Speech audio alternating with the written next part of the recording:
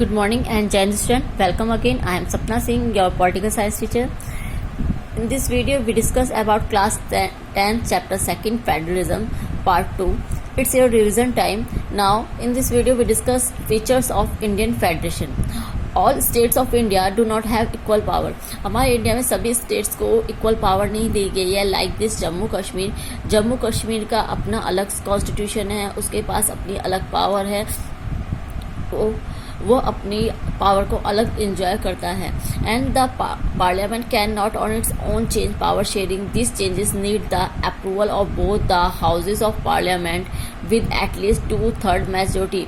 और parliament easily जो power sharing है उसको अपने आप चेंज नहीं कर सकता. इसको चेंज करने के लिए उसे 2/3 मेजोरिटी में, हाउस के लोकसभा राज्यसभा दोनों ही हाउसेज में 2/3 मेजोरिटी में वोटिंग होगी, तभी कोई चेंज ला सकती है. And the judiciary overseas the implementation of constitutional provision and procedures. Now, how is federalism practice? In linguistic state, भाषाई आधार पर 1940 the boundaries of several old states of India were change in order to create new state. 1947 के बाद हमने देखा था firstly जो India था वो रीजन बेस पे डिवाइड हो गया था. उसके बाद से काफ़ी सारी स्टेट ऐसी थी जिनको जो बॉर्डर थे वो चेंज कर दिए गए, न्यू स्टेट्स को बनाया गया. और किस बेस पे? On the basis of language and the basis of culture.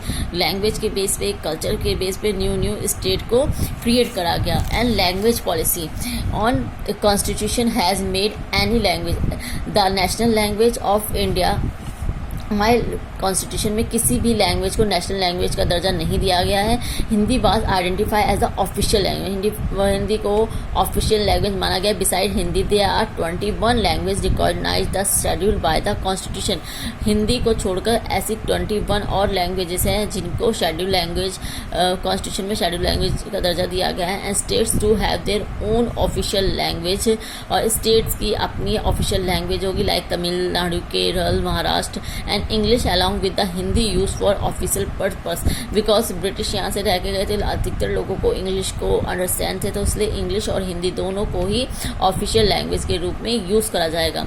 And centre and state relation, the sharing of power between centre and state by the constitution has also strengthened federalism in India. The sharing of power between center and state by the constitution along strengthened federalism India. हमारी India में क्या करा गया है? Power को share कर दिया गया. जैसे स्टार्टिंग में चैप्टर किस बेस पे? सेंटर में और स्टेट में, जिससे दोनों ही जो कंट्री का डेवलपमेंट प्रॉपर वे में हो सके.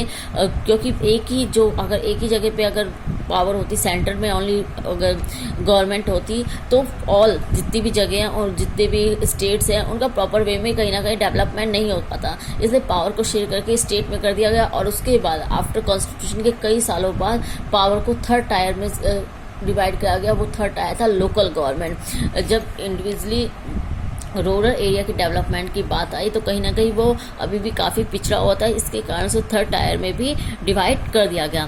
After 1990 many regional political parties raise in many states of the country which started an era coalition government at the centre which make it.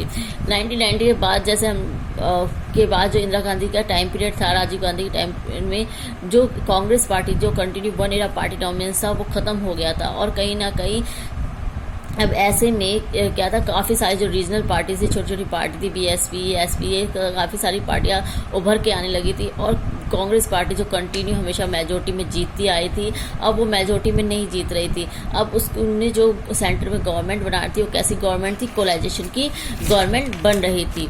Difficult for the central government to dismiss state government in non democratic manner. और इसके कारण क्या हुआ? इसके कारण जब कोई भी गवर्नमेंट मेजोरिटी में नहीं बनेगी तो स्टेट गवर्नमेंट के साथ कहीं ना कहीं वो कोलाइजेशन करके गवर्नमेंट बना रही थी रीजनल पार्टीज़ के साथ. तो इसके रीज़न से ये हुआ कि कहीं ना कहीं अगर कोई भी state government work proper way में नहीं कर रही है तो सेंट्रल गवर्नमेंट के लिए उसको हटाना कहीं ना कहीं काफ़ी डिफ़िकल्ट हो गया था. Now thank you student, thank you very much. जय Hind. In next video we discuss about decentralisation in India.